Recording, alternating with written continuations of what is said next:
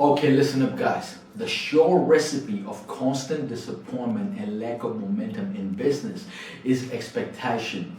Anything that you will do with expectation gets instantly punished in the marketplace. The only thing that you can be in total control of is nothing but your own action, your own efforts, and that's it.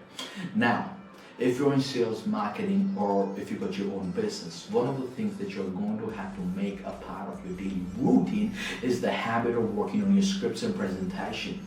But most importantly, you have to make the habit of finding new clients a part of your daily action plans. And let's say that requires connecting with X number of people every day. The chances are the first 20 people that you speak with disqualifies for your services and products immediately, but the 21st has some real potential. However, the problem with far too many salespeople is that the moment they start getting some positive feedback from the conversations with the prospective clients, they almost immediately drift into their imaginary world. Just because they're having a pleasant conversation with the prospect, they assume in their head that they have already closed the deal. They're already celebrating a sale in their mind. They are already thinking how are they going to spend their commission, how are they going to spend their bonuses, how they would now finally be able to buy that watch or an iPhone or whatever from the money they have not yet earned. And the next thing you know, they already lost the client. And that happens only because your head is not in the game. You are daydreaming. You are more interested in your bonus and commission than helping your clients with their problems. Now, understand this, guys. It doesn't matter how many years of experience you have in sales marketing, right? The fundamentals haven't changed. You only try and control the controllables. Sales is basically the natural consequence of solving problems and adding value. Your prospect could be the nicest person on the planet, but they're not stupid.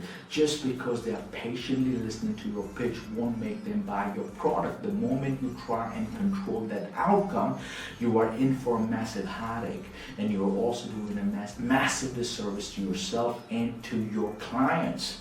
The only controllable part of the equation here is you gotta start treating prospecting and marketing as like the oxygen. That means this has to happen every single minute of your working life. You keep adding wood to the fire. That means you keep adding prospective buyers to your pipeline and to your callback list through consistent follow-up every few months.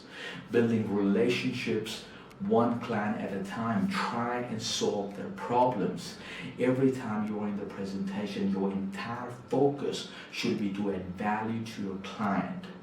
You listen to their pain and their concerns and pitch your services with no malice in your head. Of course, you try and push them for a close by nudging them towards the finishing line.